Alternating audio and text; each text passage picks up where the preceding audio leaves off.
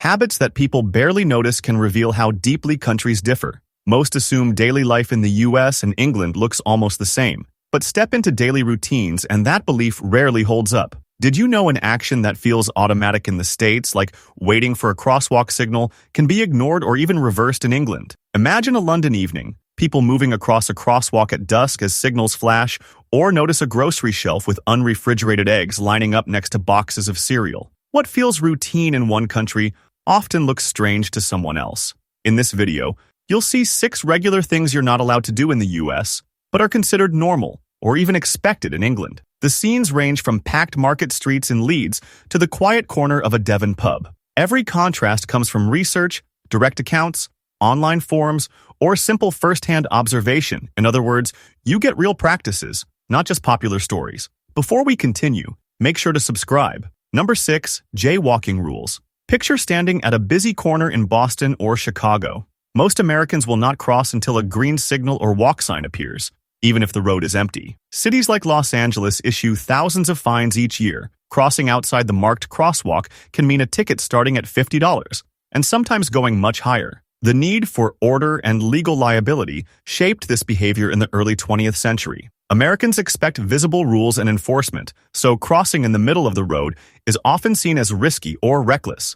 In England, the same corner could look completely different. There is no law against crossing anywhere a person believes is safe. In many towns, people step off the curb and walk across quiet roads mid-block, weaving through slow traffic without waiting for signals. Children learn to look both ways and judge on their own, rather than rely on green lights or paint lines. Police rarely respond to jaywalking unless someone is obviously putting themselves or others in danger. There's little infrastructure, no yellow caution signs, few flashing lights, rarely any barriers. People rely on their own judgment, and the system trusts them to make reasonable choices. For an American, watching street crossings in England can feel unfamiliar at first, and some are surprised at the lack of rules. It's a small detail, but it changes everything. Think about your own experience for a moment. When did you last see people ignore a crossing signal, and what stood out to you? Number 5. Vacation time. Paid time off in the US is usually limited to about 10 days each year for a full-time worker, and it's uncommon to take more than 1 week at a time. Workers often find themselves checking email or answering calls,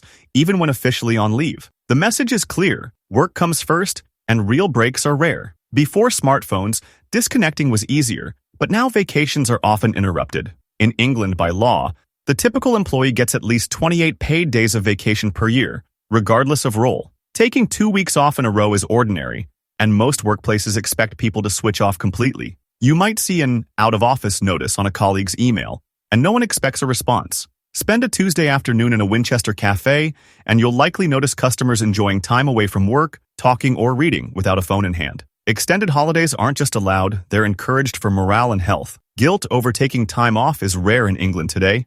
American workers remember when summer vacations stretched for weeks, or when work and relaxation stayed separate. Compared to the rapid pace in the US, England's approach draws a sharper line between job and free time, even as global pressure pushes workers everywhere to stay connected. Number 4. School choice. In most US cities and towns, children go to the nearest public school as decided by their home address. The boundaries of school districts often match neighborhood borders and affect local property taxes. For families wanting access to higher-rated schools, moving is usually the only option. Private schools exist, but tuition often reaches over $1,000 a year, so for most families, the decision comes down to where they live. In post-war American suburbs, buying into a good district became a standard part of planning for a child's future. England's process looks different. Parents fill out preference forms, listing several schools in the order they'd like. Councils then assign children a place, aiming to match a preferred school but always guaranteeing one somewhere nearby. Some schools fill fast, and waiting lists are common, but the key difference is active choice.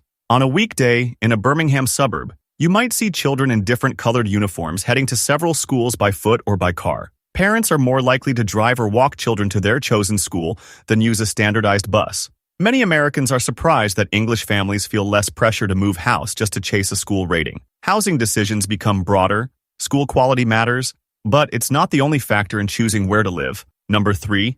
Healthcare charges. In the US, seeing a doctor nearly always involves payment. Even with insurance, presenting a card and making a copay are standard at most hospitals and clinics. Costs add up quickly. An urgent care visit may start at $100, with tests and follow-ups increasing the bill. People sometimes delay appointments, even for smaller issues like sore throats, because of concerns about high or unpredictable expenses. Bills can arrive weeks after a visit and often include surprise fees. In England, the National Health Service works on a different model. Routine appointments or hospital visits come without direct charge. Step into a GP clinic in Manchester, and you won't be asked for insurance cards or payment. Instead, the costs are covered through taxes, averaging about $3,600 per year per person. Some opt for private insurance to get faster care or extra services, but most use the NHS. The system has drawbacks, wait times for non-urgent care, and certain treatments being regulated, but price rarely blocks access.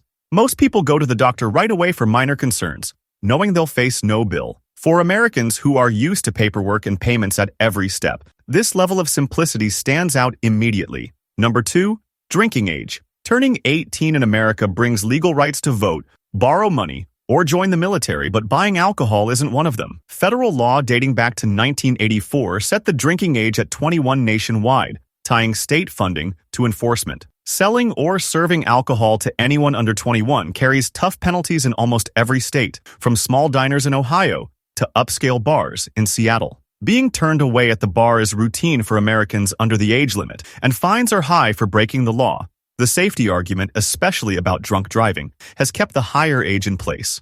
England, in contrast, sets the drinking age at 18, giving legal access to beer, wine, and spirits as soon as someone reaches adulthood. It's common to see families at a pub with someone slightly under 18 sharing a small glass of wine with a meal when parents are present. On a Friday night in York, young adults are often seen socializing with older patrons, treating drinking as a normal part of life rather than something special or forbidden. The contradiction is clear for many Americans.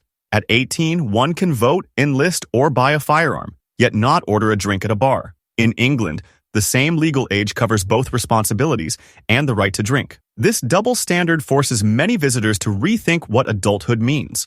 Maybe you've noticed this yourself. When did you have your first legal drink? And how did the rules compare where you were? Number 1, egg storage. Walk into any American supermarket and you'll see eggs kept behind glass in refrigeration near the milk and cheese. Federal law requires eggs to be washed before they're sold, stripping away a thin layer called the cuticle. Without it, eggs can attract bacteria, including salmonella, so refrigeration is required. Nearly every American grew up believing room temperature eggs were a health risk, a view encouraged by federal inspectors and consistent store displays.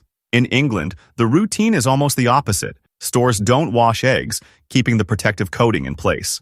Eggs are displayed unstressed at room temperature on shelves beside dry goods like bread or pasta, and often sold this way in small shops or open-air markets. At home, most people simply keep eggs on a countertop, even when the weather gets warm. As long as the cuticle stays on the shell, eggs remain safe and fresh without chilling. For Americans, seeing eggs left in open baskets or non-refrigerated displays can feel odd at first. Safety habits learned over decades simply don't apply. Food regulations aren't universal, and sometimes the most routine actions bring the biggest surprise.